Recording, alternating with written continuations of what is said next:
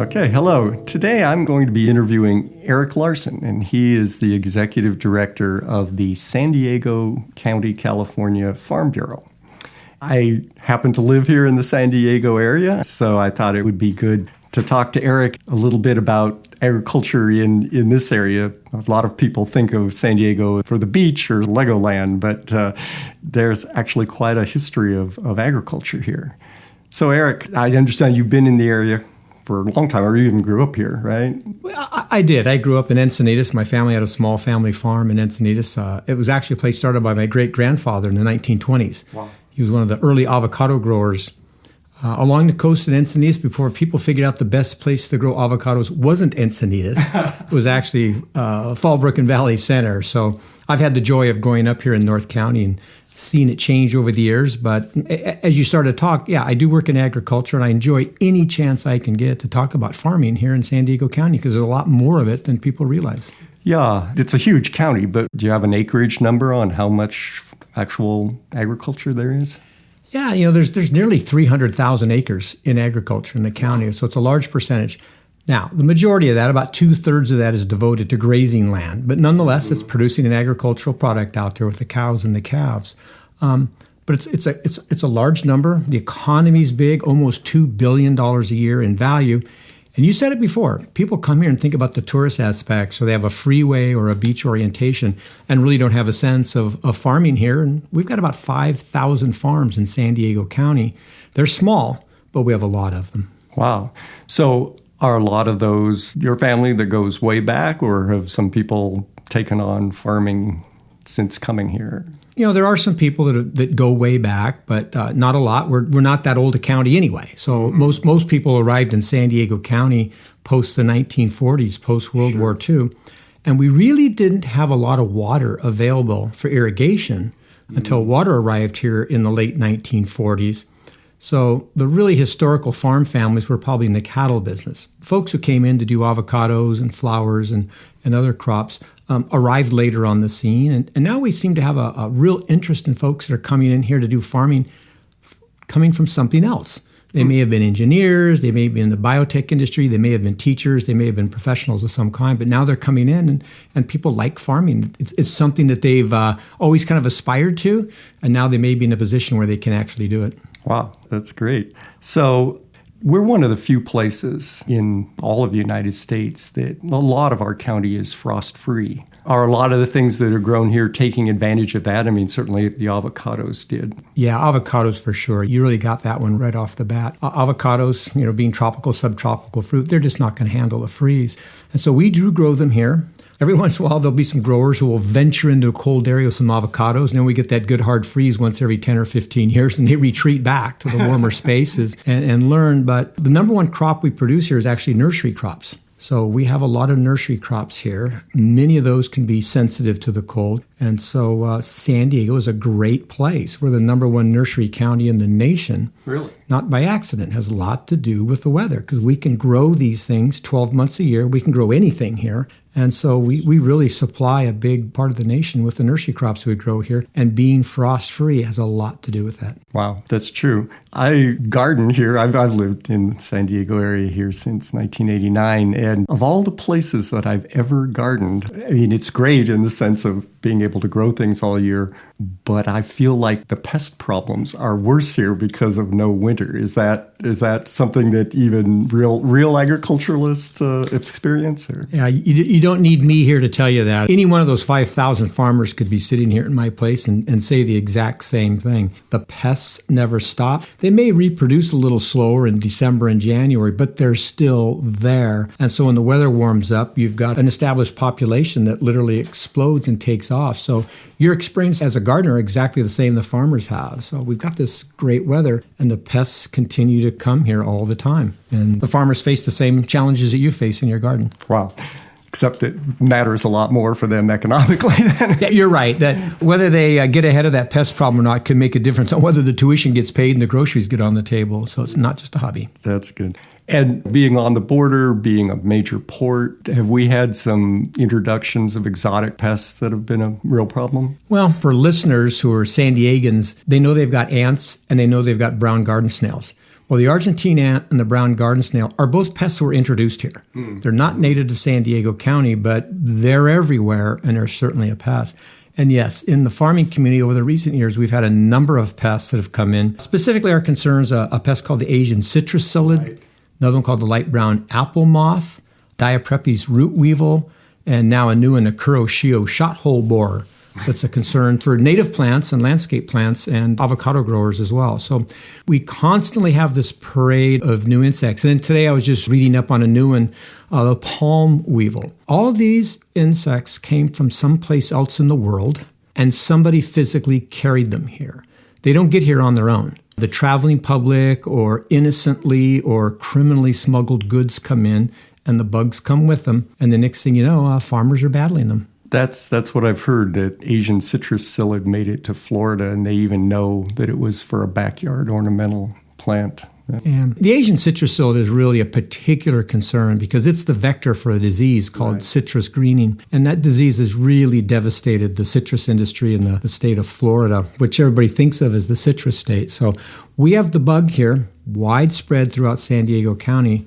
We just don't have the disease yet. But once we get the disease, that bug is the vector. Just like a mosquito moves malaria around, people know about that. The Asian citrus psyllid does the same thing with citrus greening. So we've got the bug. We're waiting for that other shoe to drop, and that's for someone to bring the disease here from someplace else. Well, and I think it exists in certain counties up in LA area already, maybe? Yeah, there's been several finds up in the Los Angeles area, and the best they can guess is people are bringing in budwood from foreign countries and putting it on their trees. And the budwood that they're smuggling in, even though these people aren't criminals, they're doing it for own personal use, but nonetheless, it's being smuggled. It's not going through inspection and through the proper channels. They bring it in. It has the disease. They bud it onto a healthy tree, and now that tree is infested. And the concern is the insect then can start moving it from tree to tree. Wow. Well, we need to get the word out to people that there's a reason that there are embargoes on bringing things into agricultural area. Wow. So obviously there's an awful lot of non-farming people who live in San Diego County. And I know in some cases that there can be what they call agricultural urban interface issues. Does that come up here, neighbor issues? Yeah, it absolutely does. But let me start with the positive side of that question first. You didn't ask it, but okay. People these days are all about local. Right. And San Diego is an interesting place. We have the 20th largest farm economy of all counties in the United States. And I believe we're the 7th or 8th largest urban population center in the entire United States. You don't have that combination any place else. Either areas are rural or they're urban, but have them both in the same county. So the positive side of that is if a farmer has a product here or they're trying to create a niche market with a new product, the customers are already here.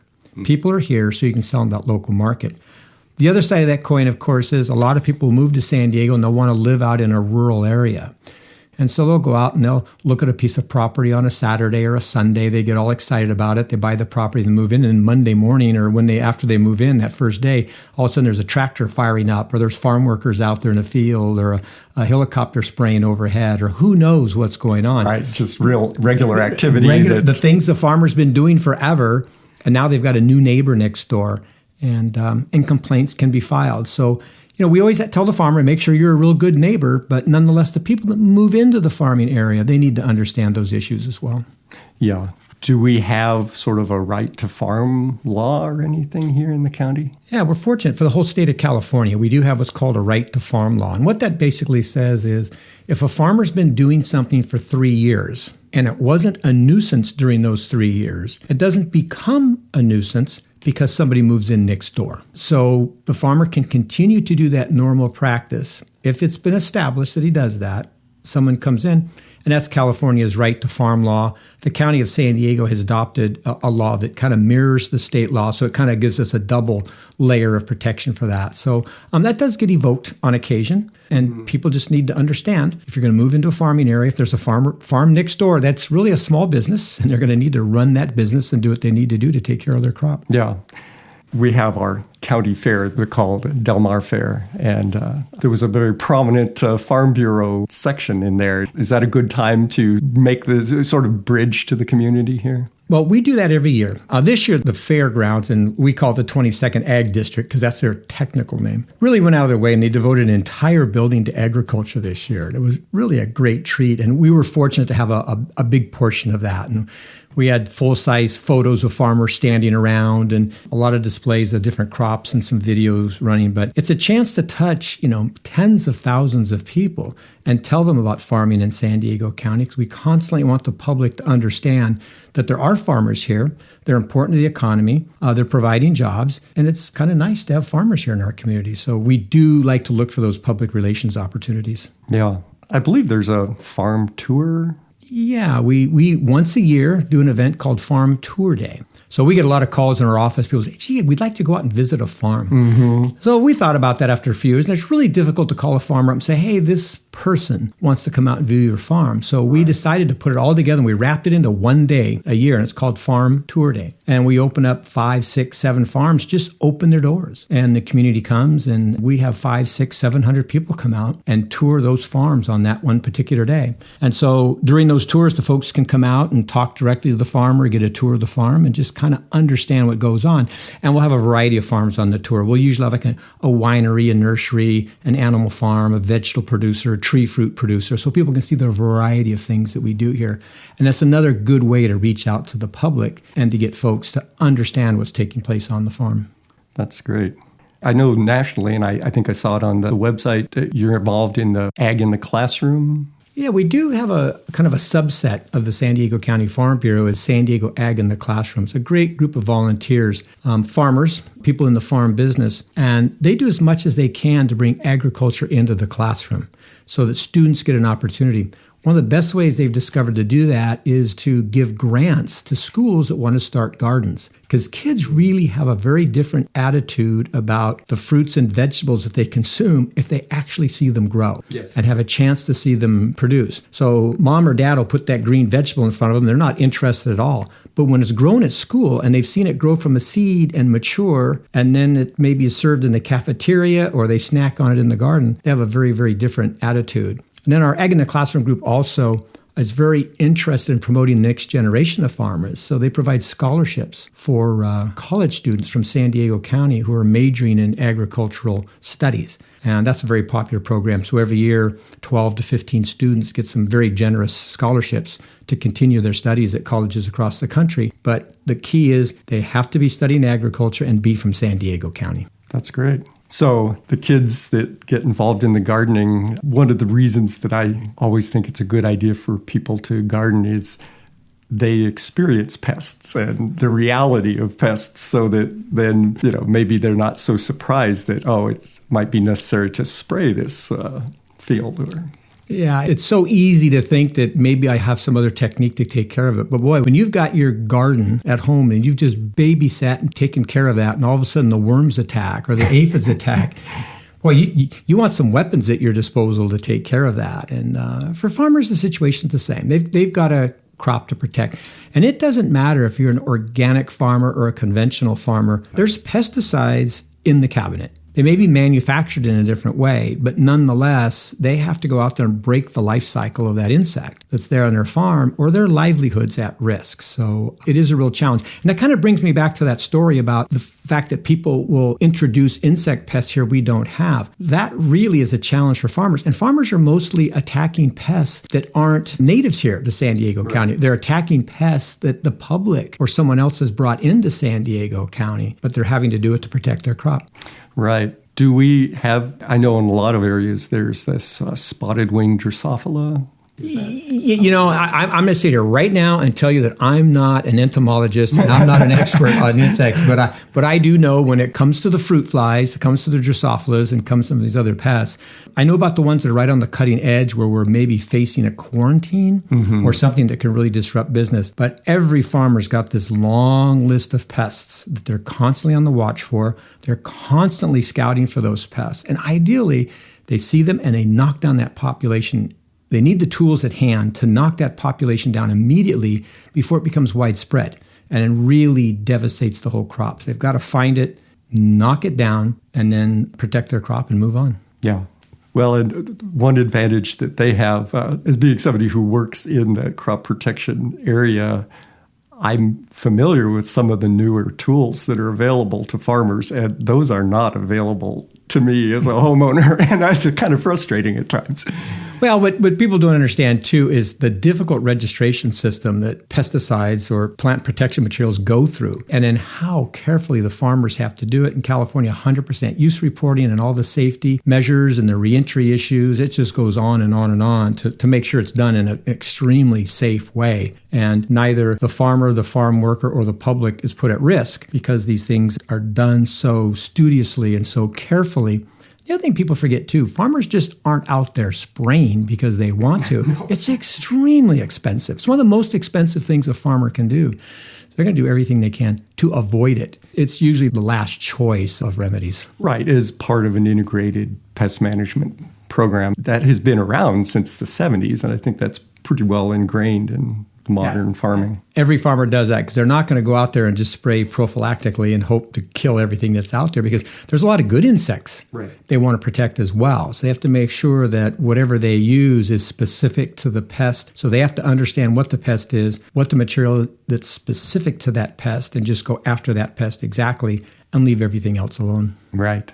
Are there any trends, things that you see as new directions that San Diego agriculture is going? Are there any trendy new crops that are coming in? Well, nursery is very strong. As I said, we're the leading producer of nursery plants in the United States.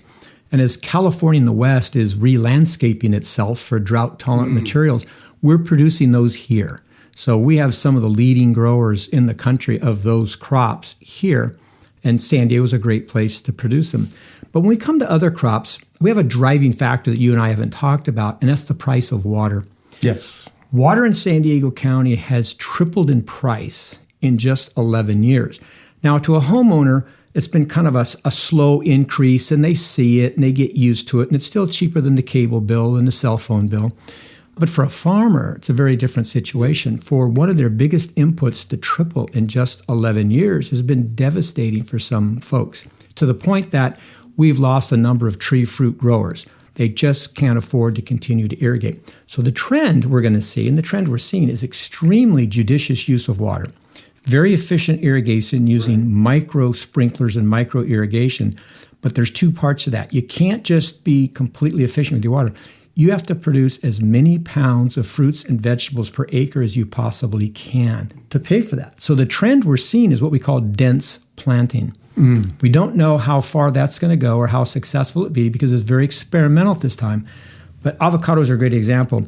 Traditionally, and this goes back to my great-grandfather's day in the 1920s, you planted 100 avocado trees per acre. You planted the trees 20 feet apart.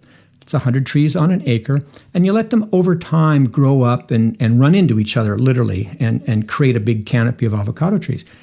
Boy, that went on and on and on, and that was just the way you did it. The new technology, the new technique is you plant 435 trees per acre. They're only 10 feet apart. So it's a real geometric increase in the number of trees. And it's a very large increase in the amount of fruit per tree. And believe it or not, they actually use less water. It takes less water to water the 435 trees than it took to water the 100 trees. Because it's not that huge structure, that big canopy. Right. You had that exactly right. It's not this huge tree where it takes a lot of water and energy just to move the water through the tree. Plus, the leaves aren't up in the wind where transpiration takes place. They're keeping the trees smaller. They're pruning them so the workers can work from the ground and not have to climb ladders. The trees aren't up in the wind, so there's less water being used. And you've got so many trees in the space, you're producing a lot of fruit. The unknown here, the wild card is, are they going to be able to keep these trees small? Right. Avocado trees want to get huge. They're very aggressive growers, and the farmer's going to be fighting that, but there's going to be a fine line between fighting the tree too much and letting it continue to produce fruit. So that's probably the biggest trend. And then the second biggest trend, I would think, is people looking at drought-tolerant crops. Things like dragon fruit, the pitahaya fruit. It's a cactus fruit that's getting more popular. And then going back to things that we used to grow in San Diego County, like olives and wine grapes. Yes. We have a history of growing those here Farmers quit growing those when water was abundant and they could grow something that was a little bit more lucrative. Now that water is expensive, people are looking back at those water miser plants like wine grapes and olives. So I'm kind of excited to see these changes taking place. That's a great one. And people love olive oil. So people love olive oil. And what we need is some local olive oil. It says San Diego olive oil. That's what we need. I think people will buy it. That's great. Now, in the drought, I know it varies by irrigation district and everything like that. Have people had to abandon some things because of water restrictions, or have we been easier on that because we're tied into Colorado River water, right? Well, the Metropolitan Water District of Southern California and the San Diego County Water Authority did a really good job. Going back to the last drought, which was like 86 to 91, when that drought was over, they made very, very conscious decisions to expand the portfolio of water and storage available in Southern California and not be caught with just water from the Sacramento Delta and water from the Colorado River. So they have expanded that portfolio. This last drought, the drought we're in, last year was pretty devastating to about 500,000 acres of agriculture in California where they got no water at all. And at the same time, we had no cutbacks here in San Diego County because we had this diversified portfolio of water that was available to farmers. So residents were asked to cut back 25%, an average of 25%, but the farmers were exempt from that because they're part of the economy, and in the governor's emergency, he didn't want to harm the economy. So the farmers still had the water they needed, but the farmers were being very economical because the price of water. Where the drought hit us here is the fact that we normally expect to get rain, and maybe even as early as November, but December, January, and February. And the farmers then can back off their irrigation and not use the very expensive water that we have. As much as.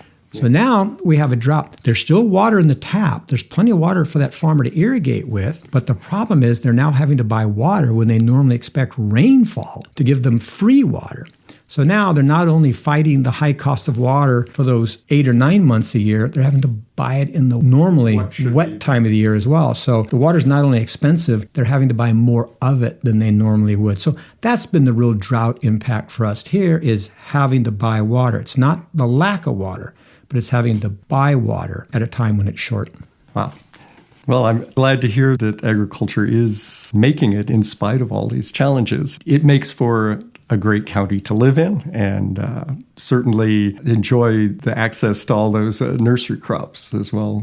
There's still dram nectar, the flower producer, is just up the hill from us in greenhouses. There's still quite a few greenhouses and shade houses.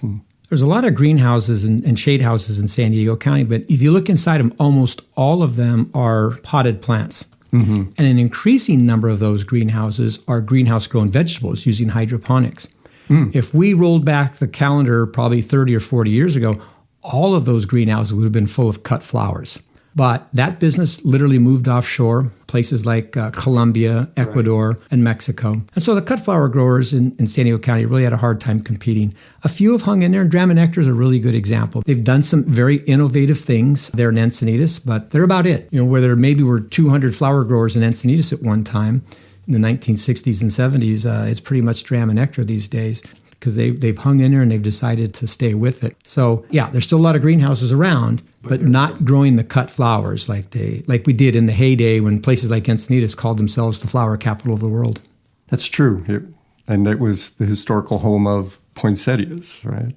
That's right. The Ecke family moved down from Hollywood, producing poinsettias just as a winter crop, and really invented the idea of putting a poinsettia in a pot and all of us enjoying at Christmas time. So that one family in Encinitas were the great innovators to bring poinsettias to the masses, and now they're grown by the millions, the hundreds of millions a year all around the world. Poinsettias have become very, very popular, and started right there in Encinitas when they came up with that idea to grow poinsettias for the masses. Wow, that's great. I assume that with those vegetables, that would be very attractive in the local market kind of thing. Well, I've been involved in San Diego County agriculture for a very long time, and we don't need to say how many years, but it's been a very long time. I never would have guessed we'd grow vegetables indoors because our climate's so good. Right. But in that indoor greenhouse, they can grow about 5 times as many vegetables as they can on corresponding outdoor acreage and reduce the water usage by 85%. Wow. So all of a sudden you have a crop and you can make the investment in that greenhouse and grow that indoor hydroponic. That's very, very exciting. I think we're going to see more of that. Well, and sometimes depending on the degree of sophistication of the house and everything, you can exclude certain insect pests, for instance. And that's a really important part of what they do, because those greenhouse grown crops are very, very susceptible to a pest infestation. So you go into those and there'll be screened vents, so the pests can't get in, and they'll have positive air pressure inside. So when the door opens, a pest can't fly in because there's air flowing out the door. Or there may be double doors you need to walk through as you go in. And they're very, very tight on their biosecurity to make sure that they know who the people are that are coming and going from that farm. But yes, pest exclusion is really important to what they do. Yeah, that's interesting that you hear people say, oh, I wish I could be a farmer, but some people actually up and do it. Some people actually up and do it, yeah. Which probably have a steep learning curve. It can be tough. People, I get those calls in my office all the time. Hey, I just bought 10 acres in Valley Center. What should I plant? I go, oh, my goodness. We got people with PhDs that don't know what to plant. Now, your entire qualification is you own 10 acres. You got a lot of research to do and see what your neighbors are doing and try to figure that out. And tending 10 acres of something is a lot. That's a lot, yeah. Especially these, intensive. Yeah, anybody's got a 1/4 acre yard knows that 10 acres, they know that's a lot, let alone if they're trying to grow on 10 acres or a larger amount of land. Yeah. I think one of the problems that we have now is that so many people, particularly millennials, they want to live in very urban places. So they don't even get that experience of what it's like in a yard, which I hate it when people call it urban farming when in fact it's really just gardening, There's a lot of conversation about urban farming these days, and I'm not convinced people are going to figure out how to make a living doing urban farming because the land's really too expensive to grow a food crop. But, there may be some opportunities on a vacant lot here or there for someone to move in for a temporary amount of time, and maybe as a part-time venture, grow some vegetables for a food bank or to sell at a farmer's market. But it'll be a challenge. Again, the land is very, very expensive. And just because you're in an urban environment doesn't mean the water's cheaper. The water's still expensive. So It can be a challenge. Absolutely. Anybody doing hops in San Diego County? I just saw today that the hops industry in the United States is exploding. Yes. Driven by the craft beer industry. And it's like 18% growth last year, 4 years of double-digit growth in hops producing. And it's all in the Pacific Northwest and Yakima Valley and Washington State. It's really, really concentrated. That said, we've got about 15 people playing with hops in San Diego County right now. And folks are actually trying to produce commercial volumes of hops. But that would be pretty water intensive, I would think. It can be water intensive. intensive. It's a huge plant. It's a very, very big plant. It's very high up in the air. But nonetheless, it's dormant a lot of the year as well. So you're not pouring water on it 12 months a year. And what I'm hearing from these hops growers is they're trying to take advantage and create relationships with this huge growing craft beer industry in San Diego County. Most hops come they're dried. Right. And beer brewers, they're in shrink wrap and they use the hops that way. But these brewmasters really like the idea of what they call wet hops. That's a hops that was picked in the morning and they brew with it that afternoon. Wow. And that's what the folks in San Diego County are trying to do. They're trying to find enough varieties that they can have an early crop, a mid-range crop, and a late crop. So spread it out over several weeks that they can harvest and sell to these local brewers so they can do a batch of wet hops beer, which the brewmasters love. It's a change of pace from using the dried hops all year, and they get really excited about that. So we've got this built-in market with all these urbanites in San Diego County. The hops growers have a built-in market with the craft brewers here who just really, really like the wet hops, the locally produced wet hops. But you make a good point. They do use water. We don't know about the profitability of that yet. The marketplace will decide. The marketplace will absolutely decide whether San Diego is a place to grow hops or not. But the plants I've seen so far are really doing well. They grow well here. And so maybe there's a chance. Maybe it's another niche that people can fill. Although I would think powdery mildew. Well, I guess downy mildew is a real problem in hops, but there's a powdery mildew too, I think. So, Well, coming from the Pacific Northwest, I imagine they probably have some serious disease issues up there because it's so darn wet. Maybe we'll have a little advantage down here, a little bit drier. The growing season's not going to be as wet, so maybe folks will do okay. Time will tell. We'll see. That's great. This is great. Appreciate it. Well, great. I really enjoyed talking about agriculture anytime. And if you want to do this again sometime, just give me a call. Great. Thank you.